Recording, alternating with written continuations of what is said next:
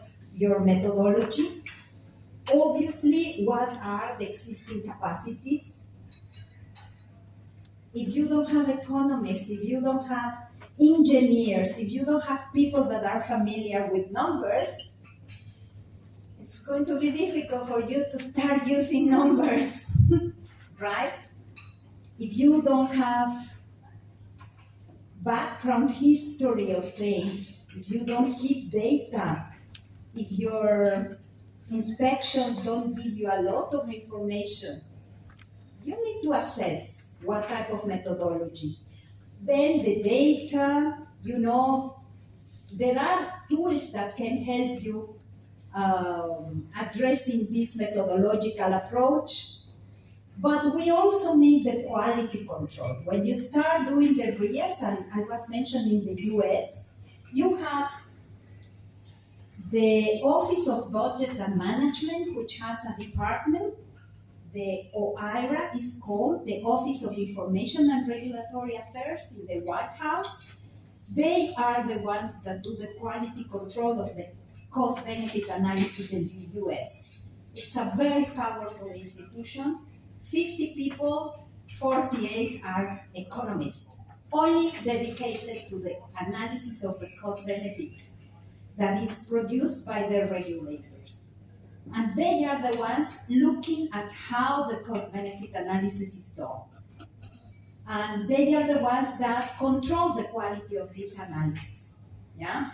So I think that if you want in Sri Lanka institutionalized impact assessment, you need to think carefully how you're going to have a quality control mechanism that will be pushing for good RIAs. This is the basic stuff. You need to improve. I mean, at the beginning, of course, they're not going to be the most exciting and wonderful RIAs prepared ever, but over the time you need to improve. And this quality control mechanism has to help you in that process. And as I said, the methodology requires a very long discussion. We don't have the time. This is something that for those teams that will be selected, there will be additional support, and we can get there deeper into the methodological approach that you can use, most probably multi-criteria analysis, given the context and the capacities and data that you have today. So, it's important for you to know there are countries where the methodology is compulsory. The US is an example. In the US, the executive order that introduced RIA says that regulators they must do cost-benefit analysis. There's no way they can escape. There are only very few exemptions in the health and the environmental sector where they have to present, if they don't have all the data, cost effectiveness. But in the US, it is compulsory to do cost-benefit analysis. And like this, there are a couple of other countries which explicitly require regulators to do cost-benefit analysis. So the methodologies are given. But there are many other countries that, given the limitations in capacities and data, they are more flexible in terms of the methodology. The consequence is that RIAs are of really diverse quality, right? Because then the regulators, they do whatever. And sometimes the application of the methodology is not really very good. This is why it's important that the quality control mechanism supports, trains, helps the regulators to improve with the methodology, right? Even if it is qualitative, it has to be of good quality, otherwise it doesn't help. So, today we don't have any preference in Sri Lanka, we don't know, and most probably it would be a mistake to say that you have to do cost-benefit analysis. Most probably we need to start with a lot of flexibility so you can learn. And as I said, there may be regulators which are much better equipped than others to do cost benefit. There are regulators that have a lot of information. They use data. I lived in Brazil. My first pilot was with the electricity regulator, and they went straight for cost benefit analysis. They were all engineers, they were all used to data, and they had all the data. And they never thought of applying any other methodology. They do cost benefit analysis all the time. But then I had other regulators in the health sector that obviously they didn't want to do cost benefit, right? So there has to be flexibility, but at the same time promote the cost benefit analysis with the regulators that have the capacity to do it. And the methodology, as I said, if you choose cost benefit analysis is going to be applied to option 1, to option 2, and to option 3. You don't mix methodologies within your options.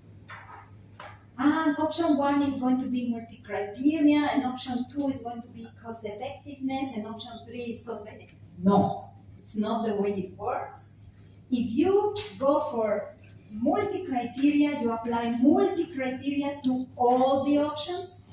If you go for cost benefit, you apply cost benefit for all the options because you're going to compare the options. So you need to see which one is the best one based on the same methodological approach. Yeah? And the best option is the conclusion. It's going to be your next step in the RIA. You have to present from a technical point of view what is the best way to solve the problem. Yeah?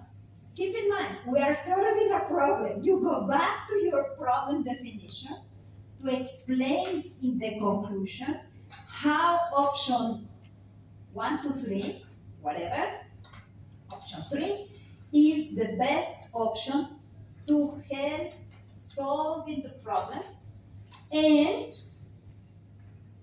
reaching the objectives. You need to bring that relationship again in this step of the conclusion, right?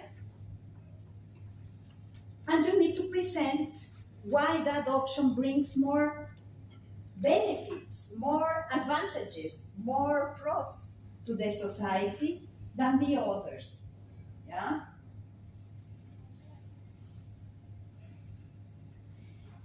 The next step in my RIA is going to explain how that option that I have selected, the best option, is going to be implemented. And as I told you, this is something that in general we don't think about. We regulate, we come up with solutions, and later on, when it comes to implementation, we realize, we don't have the laboratories to test that. What are we going to do? Our companies, they don't have this technology.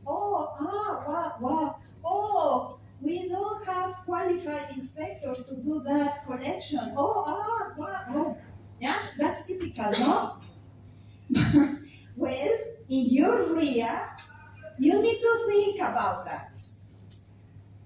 Remember, it's before decision is made. You still have time to realize that there are problems in implementation. Hopefully, you started thinking when you were designing your options, right? Because I told you, options need to be viable.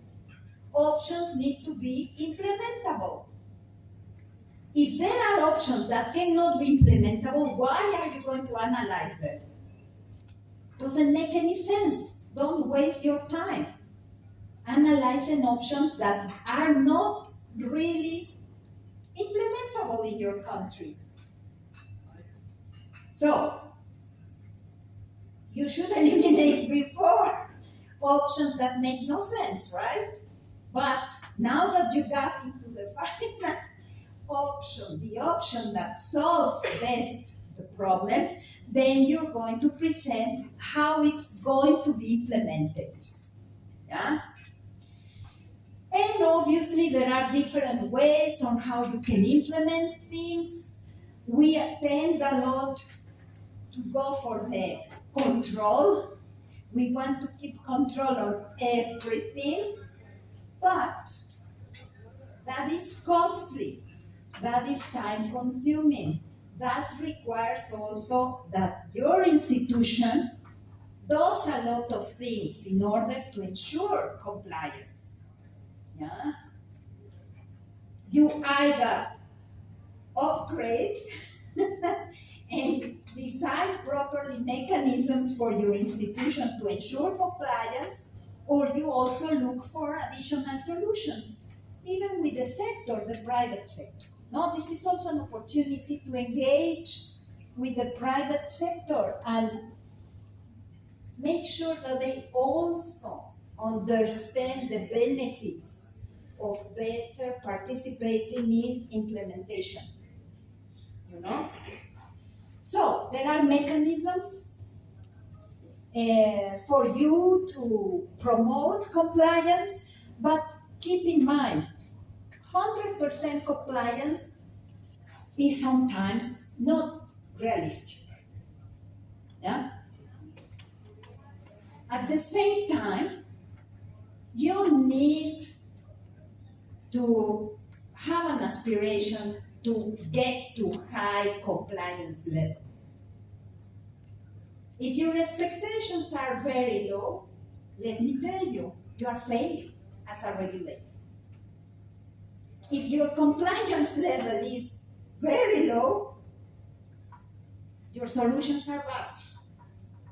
So you need to find a balance. Obviously, you won't get 100% compliance, but you cannot be at 10% compliance, because that also shows failure for you as institution. Yeah? So think about that carefully. You have not yet taken decision.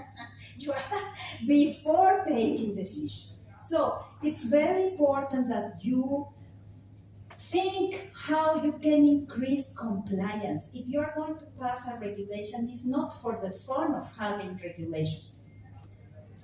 It's really because you want to address a problem and ensure that that problem is mitigated, solved, controlled, whatever you want to do with that, right? But you need to ensure certain level of compliance, because otherwise you're not performing, really. And this is a challenge sometimes, but it's important you integrate that component into your RIA. It's an important discussion that the institution needs to take and do. Yes. When we are having the non-regulatory options, like implementation of waste management practices, or some sort of the public awareness, or some sort of informal groups. In that cases, actually we cannot have a strict compliance over there. But you can monitor. Yes and no. Yeah, that is the point. When we are having that non-regulatory aspects, I'm confusing little bit about you. Now you are saying there should be some certain level of compliance. Yes, but these good practices, management practices, you call them, you can monitor and you can know who is using that. You are not obliging them to do it, but you can see who is following that. Because for you it's important that most of the companies or farmers or whatever, they follow them. as again it become as a regulated part. No, no, because they don't have the obligation, but you can have a survey from time to time. You can do things to ensure that they do it. Because if you realize after 3 years of having your guidelines published that nobody's doing that, what? You don't do anything as regulator? You monitor, yes. But the non-regulatory doesn't mean that you just live like this and do whatever.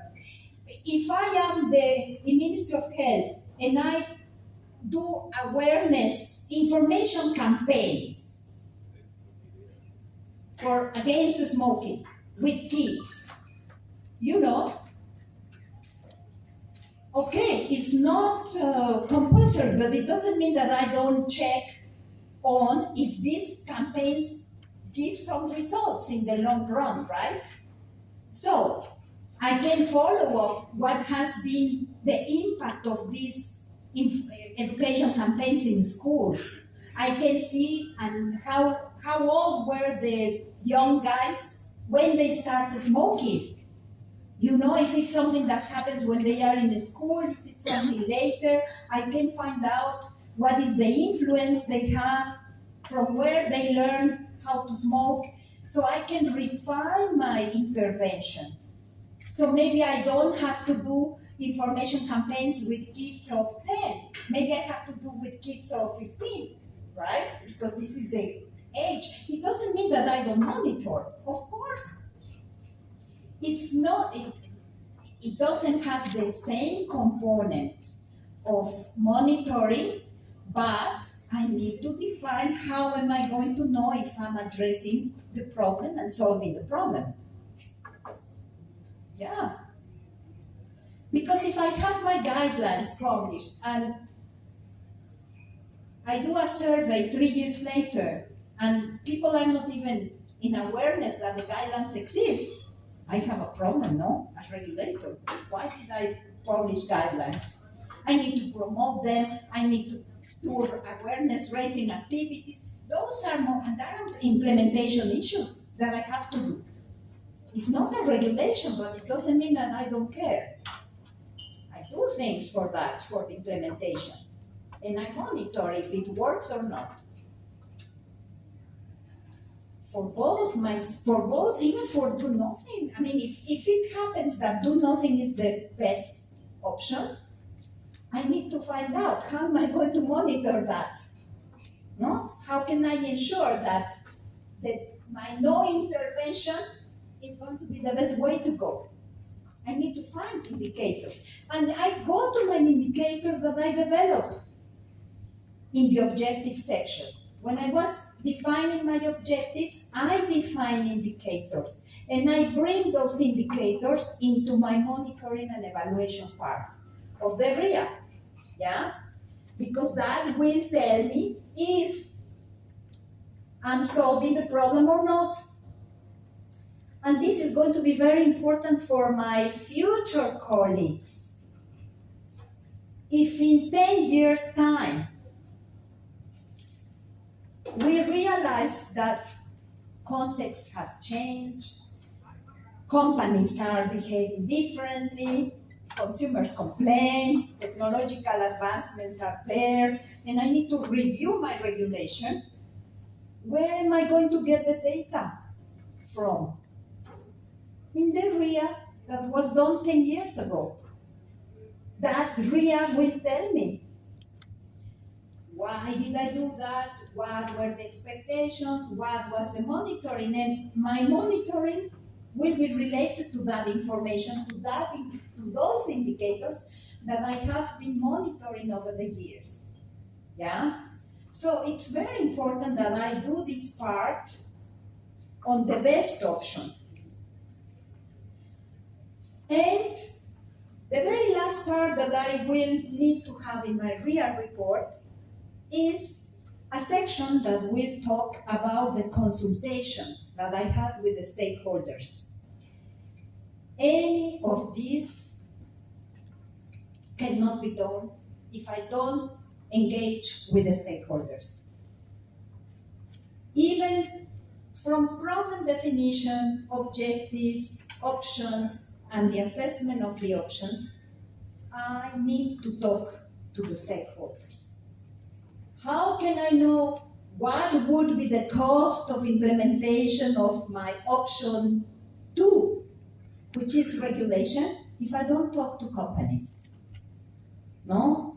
How can I know the cost of implementation of an education campaign if I don't talk to those that are going to design, implement, and put in place an education campaign? Yeah? So, you need to report on consultations undertaken along the way. And as I said, you may need to engage stakeholders in problem definition. You may need to engage them in assessment. You need to engage them in the selection of the options. You need to see, depending on the issue, on the topic, on the problem, on the affected groups. You may identify groups that are relevant, but there may be others that indirectly can be affected. So you need to see how you engage with those, you know. So there are different types of engaging with the stakeholders, and you need to develop your plan. How to do it. From the very beginning, when you were mapping your stakeholders, you remember in problem definition, you map stakeholders, and then you see how you potentially can engage with them. So, these are the 7 steps in the RIA report. Yeah? Do you have questions about that? Question here. Okay. Huh? Question here. Clarification. Yes. For this workshop, we are giving proposals. We submitted out some. So we did that based on one option, but during your process, we have done as internally option, but for the proposal, we did not in a day. You did it with a problem, right? Yeah. So, in the proposals that we received, there were basically problems. Okay. That's it. You are going to be now developing your RIAs. Yeah. You're going to be addressing a problem, and now from that, you will be developing the RIA steps. Yes. Thank you. So the idea is that you presented problems or issues that you have identified, right? In the case of the colleague, they have identified that they need to review our regulation. This is the issue they have because there are various problems, right? But we have a variety of topics and problems. Some of them are review of existing regulations, but there are others that are issues that just bother, in a way, the regulator. Are there any criteria on this number of representative samples for this question when you are conducting this consultation, like for questionnaires, interviews, etc.? No, it will really depend on the topic. It will depend on your stakeholders, right? For instance, we don't have communications regulator here, right? Yes, over there. Telecom?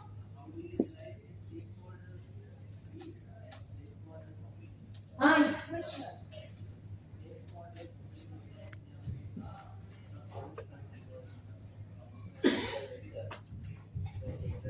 Risk involvement in assessing and getting information from the stakeholders, we cannot, guarantee that each and every step of the value chain, the stakeholders are giving the appropriate and suitable options and the answers. Which institution are you? Which institution? From the keyboard, Sri Lanka keyboard. Ah, the keyboard is here. Oh, the keyboard. Okay. So there are, this is a question, right? But okay. So I will combine the answers. No, there is no number. It will depend. If you are doing something that is affecting 10,000 companies, no, there's no minimum number. You need, there are, if you have a statistician in your team, then you will have the right answer. If my, I think the right name is my sample, right? If I have 10,000 companies affected by my proposal, I need to have a sample of X that is representative of the universe, 10,000. Well, a statistician would be very useful in this case because you will have the exact number of representation in a sample, right? But I was mentioning the telecoms because how many operators you have in Sri Lanka for telephone? Operators? No more. How many companies provide services of telephone services? 5. Well, you have 5, right? You cannot contact one. You need to contact the 5 because if you contact one, they will say you have preference for one. No, it will depend on your reality, on your problem. If you are affecting 10,000, you cannot go out and contact 10,000. It doesn't make any sense. You need a sample, right? So, depending on the topic. No minimum, but obviously you will need to see what is feasible, realistic, and what makes sense as well, right? Then you have the question on the diversity of opinions and look, this is a problem, of course, that you need to learn how to manage that. One issue is you need to be careful of not being captured by stakeholders, which means you just listen to one and you do what the one wants. Be very careful.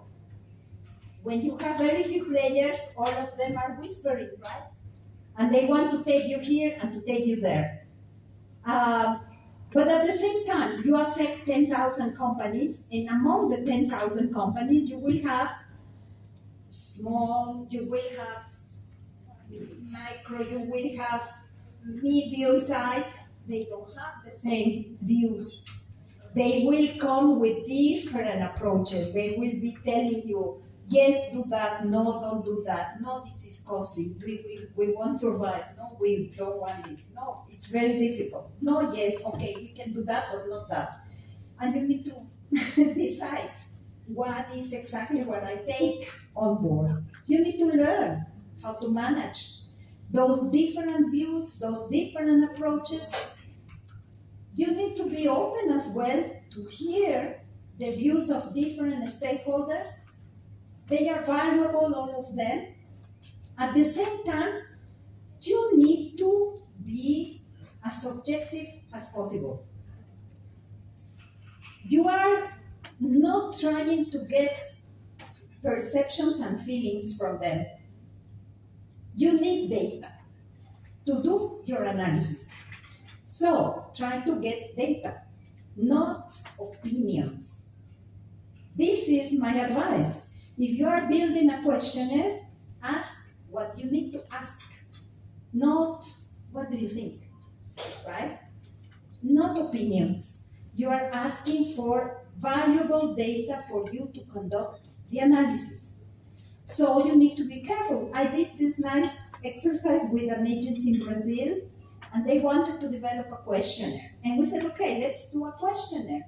And they came up with 70 questions. And I told them, Who is going to answer 70 questions, guys? It's impossible for companies. Who is going to sit there to respond? No, but this is relevant, this is nice, this is important, I am interested to know. Guys, we ended up with 8 questions. And this is what we need. Forget about the rest. It's nice, well then go and have a nice conversation over coffee, but we don't need that. No, we need a questionnaire focus, straight to the point and ask for information. Despite the 8 questions, companies provided information that was totally different from one company to the other. What happened in that case? The team had to go outside. We were asking about cost of infrastructure that was needed. They had to go and ask and do the calculation by themselves. Because companies, they were one saying 1 million and the other was saying 20 million. And we thought these differences are huge. Well, they had to go and do some calculations. That was part of the job of the technical group, to find kind of the average of what that would be the cost. Because yeah, they provided the information they wanted to provide, right? But this is also part of the work that you need to do, you know? Any other question? Your question, sorry. I forgot. In some circumstances, actually we don't have the previous data, especially for pandemic situations. We have to publish immediate regulations. Even we did in our countries also during the COVID pandemic. Okay. Yes, we published. Yes. At that time, we don't have time to do RIA or whatever. Even we had criticism later on. Yes. In that situation, how we have to respond? Okay. So, this is an interesting question. Thank you for that. There are, in many countries, there is provision for emergency situations. Regulators are exempted from doing a RIA, but they have to do an ex-post RIA once the regulation is implemented. So, okay, let me tell you. First, when you exempt institutions from doing RIA in certain circumstances, everybody's going to try to be on those circumstances. Since I don't have to do the RIA, it's an emergency. Everybody's going to try to convince you this is an emergency. You need that quality control body. In Mexico, the quality control body was extremely strict on giving the exemption to the RIA. All regulators were always furious with them because they said, no, this is not an emergency, go and do your RIA. No, this is not an emergency, go and do your RIA. And really, it was a barrier because the quality control body was not flexible at all with that. And this is good because, as I said, everybody wants to be exempted. In Brazil, there's no quality control body, and there is a huge list of exemptions. What is the result after 3 years? Nobody does RIA. Everybody claims to be exempted. Right? What can you expect? Obviously, if there is an opportunity to escape, you will escape. That's common rule, common sense. So, as I said, you don't do RIAs for everything. You need to be very clear when you come to formalize your RIA system. What are the type of information, of interventions that require a RIA? Not everything should require a RIA because requires time, you need to invest, you need to put resources. So you need to focus on those interventions that create huge impacts in the economy, for instance, or environmental impacts, or social impacts. You need to define. This is why you have thresholds, you have calculators. There are different tools around the world. Once you have defined, okay, we do RIA for that, you also need to have exemptions, and you need to define what an emergency is. During COVID, most regulators had to use this provision of emergency, an exemption. But there are countries where you get exempted for a certain time. So for the COVID period in Mexico, institutions were exempted for 1.5 years. So they introduced a lot of measures in emergency case related to the pandemics. But if they were keeping those interventions after 1.5 years, they had to present a RIA after that. So there was this provision, and it was in the law. So this is part of the design of your RIA system. You know? Any other question?